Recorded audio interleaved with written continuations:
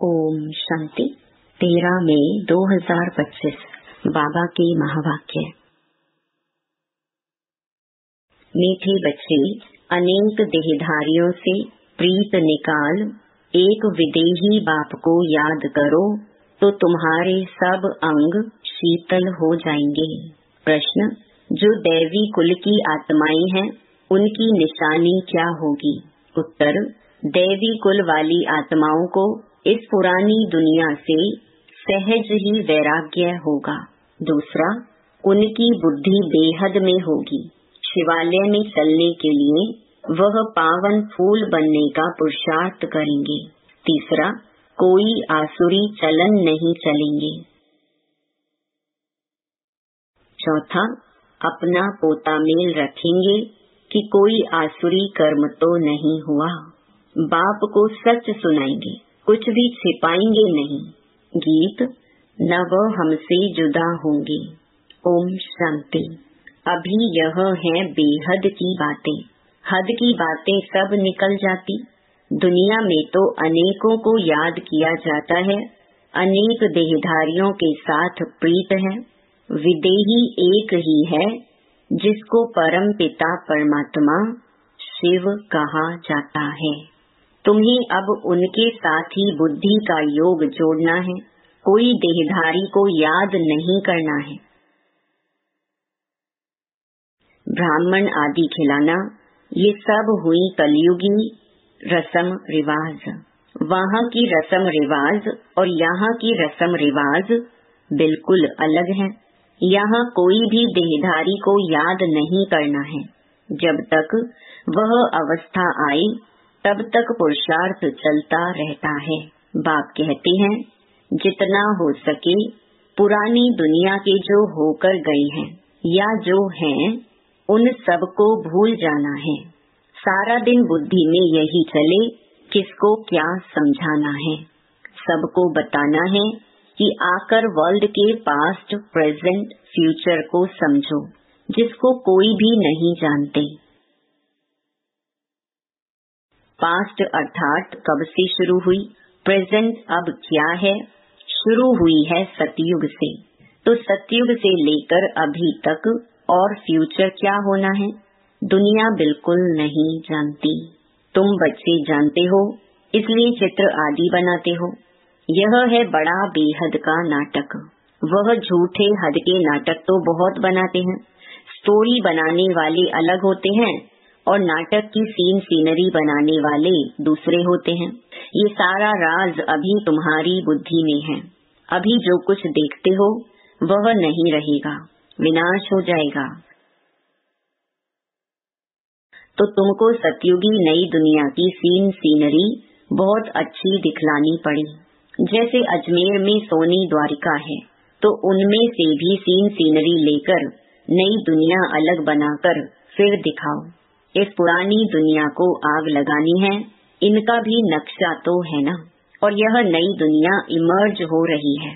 ऐसे ऐसे ख्याल कर अच्छी रीति बनाना चाहिए। यह तो तुम समझते हो। इस समय मनुष्यों की बिल्कुल है जैसे पत्थर बुद्धि। कितना तुम समझाते हो फिर भी बुद्धि में बैठता नहीं। जैसे नाटक वाले सुंदर सीनरी बनाते हैं, ऐसे कोई से मदद ले, स्वर्ग की सीनरी बहुत अच्छी बनानी चाहिए। वो लोग आइडिया अच्छी देंगे, युक्ति बताएंगे, उनको समझाकर ऐसा अच्छा बनाना चाहिए जो मनुष्य आकर समझे। बरोबर सतयुग में तो एक ही धर्म था। तुम बच्चों में भी नंबरवार हैं, जिनको धारणा होती है। देही अभिमानी बुद्धि को छी कहा जाता है। देही अभिमानी को गुलगुल फूल कहा जाता है। अभी तुम फूल बनते हो। देह अभिमानी रहने से कांटे के कांटे रह जाते। तुम बच्चों को तो इस पुरानी दुनिया से वैराग्य है। तुम्हारी है बेहद की बुद्धि, बेहद का वैराग्य। हमको इस वैशाल्य से बड़ी नफरत है। अभी हम शिवालय जाने के लिए फूल बन रहे हैं। बनते बनते भी अगर कोई ऐसी खराब चलन चलते हैं तो समझा जाता है इनमें अभी भूत की प्रविष्टता है। एक ही घर में पति हंस बन रहा है, पत्नी नहीं समझती है तो डिफिकल्टी होती है, सहन करना पड़ता है। समझा जाता है इनकी तकदीर में नहीं है। सब तो दैवी कुल के बनने वाले नहीं हैं, जो बनने वाले होंगे वही बनेंगे। बहुतों की खराब चलन की रिपोर्ट्स आती है, ये आसुरी गुण है। इसलिए बाबा रोज समझाते हैं, अपना पोता मेल रात को देखो कि आज कोई भी आसुरी काम तो हमने नहीं किया। बाबा कहते हैं, सारी आयु में जो भूल की है वह बताओ। कोई बड़ी भूल करते हैं तो फिर सर्जन को बताने में लज्जा आती है, क्योंकि इज्जत जाएगी ना। ना बताने से फिर नुकसान हो जाए। माया ऐसे थप्पड़ मारती है जो एकदम सत्यानाश कर देती है। माया बड़ी जबरदस्त है। 5 विकारों पर जीत पा नहीं सकते तो बाप भी क्या करेंगे। बाप कहते हैं, मैं रहमदिल भी हूँ तो कालों का काल भी हूँ। मुझे बुलाते ही हैं, पतित पावन आकर पावन बनाओ। मेरा नाम तो दोनों है ना। कैसे रहमदिल हूँ फिर कालों का काल हूँ, वह पाठ अभी बजा रहा हूँ।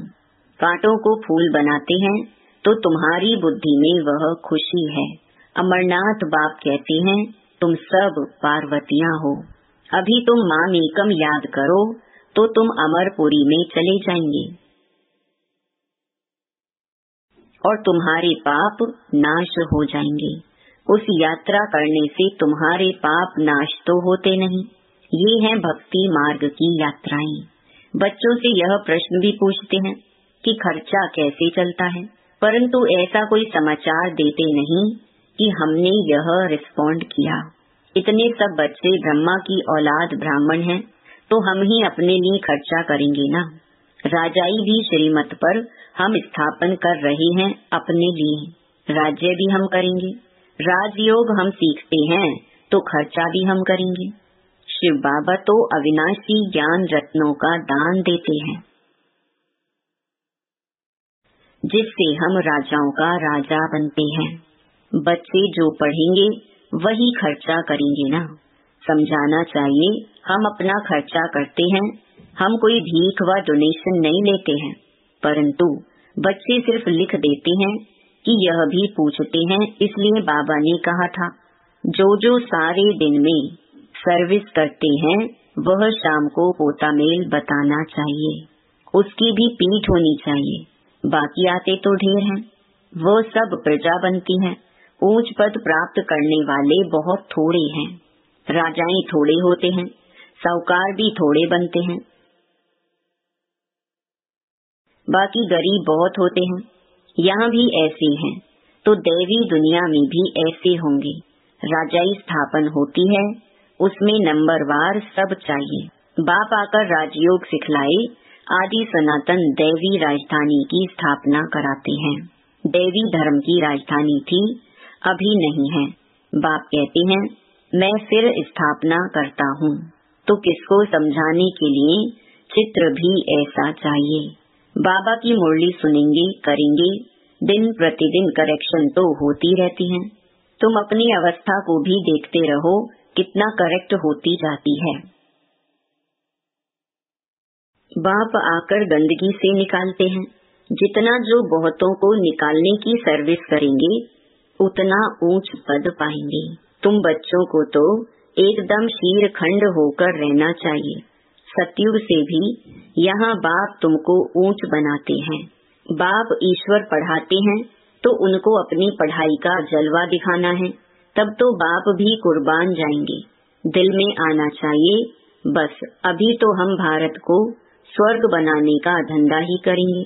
यह नौकरी आदि करना वह तो करते रहेंगे, पहले अपनी उन्नति का तो करें। है बहुत सहज। मनुष्य सब कुछ कर सकते हैं। गृहस्थ व्यवहार में रहते राजाई पद पाना है, इसलिए रोज अपना पोता मेल निकालो। सारे दिन का फायदा और नुकसान निकालो। पोता मेल नहीं निकालते तो सुधरना बड़ा मुश्किल है। बाप का कहना मानते नहीं है। रोज देखना चाहिए किसको हमने दुख तो नहीं दिया।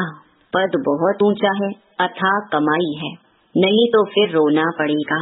रेस होती है ना, कोई तो लाखों रुपया कमा लेते हैं, कोई तो कंगाल के कंगाल रह जाते हैं। अभी तुम्हारी है ईश्वरीय रेस, इसमें कोई दौड़ी आदि नहीं लगानी है, सिर्फ बुद्धि से प्यारे बाबा को याद करना है। कुछ भी भूल हो तो झट सुनाना चाहिए, बाबा हमसे यह भूल हुई, कर्मेंद्रियों से यह भूल की।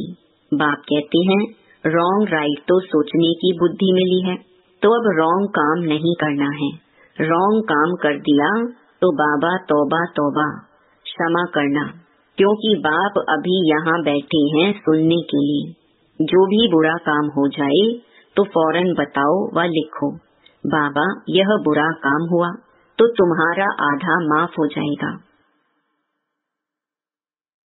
ऐसे नहीं कि मैं कृपा करूँगा, क्षमा व कृपा पाई की भी नहीं होगी। सबको अपने को सुधारना है। बाप की याद से विकर्म विनाश होंगे, पास्ट का भी योग बल से कटता जाएगा। बाप का बनकर फिर बाप की निंदा नहीं कराओ, सतगुरु के निंदक ठौर ना पाए। ठौर तुमको मिलती है बहुत ऊंची, दूसरे गुरुओं के पास कोई राजाई की ठौर थोड़ी है। यहाँ तुम्हारी एम ऑब्जेक्ट है। भक्ति मार्ग में कोई एम ऑब्जेक्ट होती नहीं, अगर होती भी है तो अल्पकाल के लिए। कहाँ 21 जन्म का सुख, कहाँ पाई पैसे का थोड़ा सुख। ऐसे नहीं, धन से सुख होता है, दुख भी कितना होता है। अच्छा समझो, कोई ने हॉस्पिटल बनाई तो दूसरे जन्म में रोग कम होगा। ऐसे तो नहीं, पढ़ाई जास्ती मिलेगी, धन भी जास्ती मिलेगा। उसके लिए तो फिर सब कुछ करो। कोई धर्मशाला बनाते हैं तो दूसरे जन्म में महल मिलेगा। ऐसे नहीं कि तंदुरुस्त रहेंगे, नहीं तो बाप कितनी बातें समझाते हैं। कोई तो अच्छी रीति समझकर समझाते, कोई तो समझते ही नहीं है। तो रोज पोता मेल निकालो, आज क्या पाप किया, इस बात में फेल हुआ। बाप राय देंगे तो ऐसा काम नहीं करना चाहिए। तुम जानते हो हम तो अब स्वर्ग में जाते हैं, बाप राय देंगे तो ऐसा काम नहीं करना चाहिए। तुम जानते हो हम तो अब स्वर्ग में जाते हैं। बच्चों को खुशी का पारा नहीं चढ़ता है। बाबा को कितनी खुशी है, मैं बूढ़ा हूँ, यह शरीर छोड़कर हम प्रिंस बनने वाला हूँ। तुम भी पढ़ते हो तो खुशी का पारा चढ़ना चाहिए, परंतु बाप को याद ही नहीं करते हैं। बाप कितना सहज समझाते हैं, वह अंग्रेजी आदि पढ़ने में माथा कितना खराब होता है, बहुत डिफिकल्टी होती है। यह तो बहुत सहज है। इस रूहानी पढ़ाई से तुम शीतल बन जाते हो। इसमें तो सिर्फ बाप को याद करते रहो तो एकदम शीतल अंग हो जाएंगे।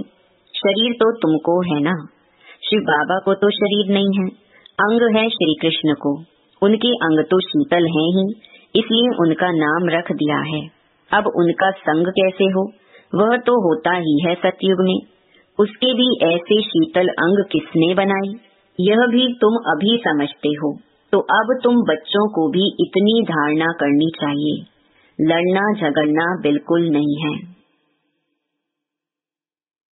सच बोलना है। झूठ बोलने से सत्यानाश हो जाती है। बाप तुम बच्चों को ऑलराउंड सब बातें समझाते हैं। चित्र भी अच्छे अच्छे बनाओ जो फिर सबके पास जाएं।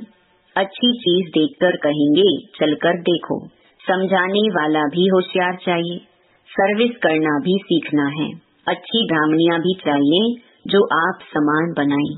जो आप समान मैनेजर बनाती हैं उन्हें अच्छी ब्राह्मणी कहेंगे। वह पद भी ऊंच पाएंगी।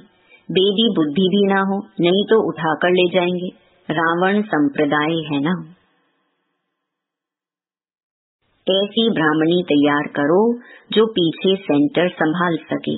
अच्छा, मीठे मीठे सिकिलधे बच्चों प्रति माता पिता बाप दादा का याद प्यार और गुड मॉर्निंग। रूहानी बाप की रूहानी बच्चों को नमस्ते। धारणा के लिए मुख्य सार। पहला, बाप को अपनी पढ़ाई का जलवा दिखलाना है। भारत को स्वर्ग बनाने के धंधे में लग जाना है। पहले अपनी उन्नति का ख्याल करना है, शीरखंड होकर रहना है।